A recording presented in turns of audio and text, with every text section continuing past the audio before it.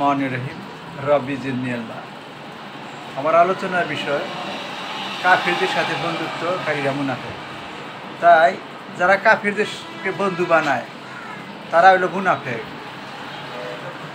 মুনাফিকদেরকে সুসংবাদ দাও যে তাদের জন্য মর্মান্তিক শাস্তি প্রস্তুত রয়েছে। যারা মুমিনদের পরিবর্তে কাফিরদের বন্ধু হিসেবে গ্রহণ করে তারা কি তাদের নিকট সম্মান কামনা করে? নিশ্চয়ই সমস্ত সম্মান আল্লাহর। সূরা নিসার 138-139। ইসলামের দুশ্মন যতই ঘনিষ্ঠ হোক বন্ধুত্ব চলবে না। যারা আল্লাহর প্রতি ও আখিরাতের প্রতি ঈমান রাখে তাদেরকে আপনি এমনই লোকদের সাথে বন্ধুত্ব করতে দেখবেন না যারা আল্লাহ ও তার রাসূলের বিরোধিতা করে, যদিও তারা তাদের পিতা অথবা পুত্র অথবা ভাই কিংবা তাদের গোষ্ঠীর কেউ হয়। সূরা মুজাদ্দালা 22। বন্ধু গ্রহণের ক্ষেত্রে সতর্কতা অবলম্বন করতে হবে। তাহলে বন্ধু গ্রহণের ক্ষেত্রে সতর্কতা অবলম্বন করতে হবে। যারে তারে বন্ধু বানানো যাবে না। হে ঈমানদারগণ, তোমরা নিজেদেরকে বাদ দিয়ে অন্যকে বন্ধু হিসেবে গ্রহণ করো না। তারা তোমাদের ব্যাপারে তাই কামনা করে যা তোমাদের জন্য কষ্টদায়ক। কোনো সময় তাদের মুখ থেকে এই বিদ্বেষ প্রকাশ পেয়ে যায়। তাদের অন্তর যা লুকিয়ে রেখেছে তারও জঘন্য। আমি তোমাদের জন্য আটসমূহ বর্ণনা করে দিয়েছি যাতে করে তোমরা অনুধাবন করতে পারো। সূরা আল ইমরানের 118। অসৎ বন্ধু সৎকর্মে বাধা হয়ে যায়। তাইলে অসৎ বন্ধু সৎকর্মে বাধা হয়ে যায়, তাই অসৎ লোককে বন্ধু বানানো যাবে না। হায় আমার দুর্ভোগ, আমি যদি অমুককে বন্ধু হিসেবে গ্রহণ না করতাম, কেননা আমার নিকট উপদেশ পৌঁছার পরও সে আমাকে বিভ্রান্ত করছিল। আর শয়তান তো মানুষের জন্য মহাপ্রতারক। সূরা ফুরকানের 28-29।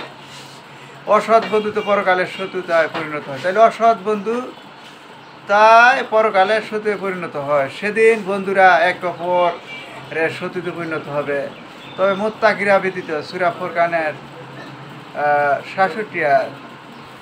অসৎ বন্ধু পরকালে পরিতাপের কারণ হয়ে যাবে। তাহলে অসৎ বন্ধু পরকালে পরিতাপের কারণ হয়ে দাঁড়াবে। তাইলে অসৎ লোককে বন্ধু বানানো যাবে না। বন্ধু নির্বাচন করতে হলে ভালো লোককে বন্ধু বানানো উচিত। কারণ যে আল্লাহ এবং রাসূলের ব্যাপারে যারা তাদের দিন মেনে চলে তাদেরকে বন্ধু বানানো যাবে। সেদিন জালিম ব্যক্তি নিজ হস্তদ্বয় দংশন করতে করতে বলবে, হায় আমি যদি রাসূলের সাথে সৎ পথে অবলম্বন করতাম। হায় দুর্ভোগ আমার, আমি যদি অমুককে বন্ধু হিসেবে গ্রহণ না করতাম। আমার নিকট উপদেশ পৌঁছার পর সে আমাকে বিভ্রান্ত করেছিল।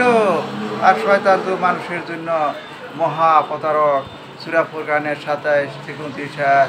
তাই বন্ধু বানানোর ক্ষেত্রে খুব সতর্কতা অবলম্বন করতে হবে।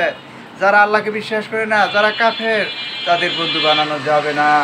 এবং যারা ভালো, যারা আল্লেম, যারা জ্ঞানী, তাদেরকে বন্ধু বানাতে হবে। কারণ তারা পরকালে জান্নাতের পথ পাইবার জন্য তারা উপদেশ দেয়।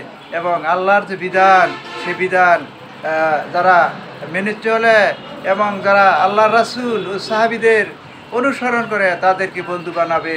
কোনো কাফের, হিন্দু, খ্রিস্টান, বৌদ্ধ, ইহুদি, নাসারা তাদের কোনোভাবে বন্ধু বানানো যাবে না।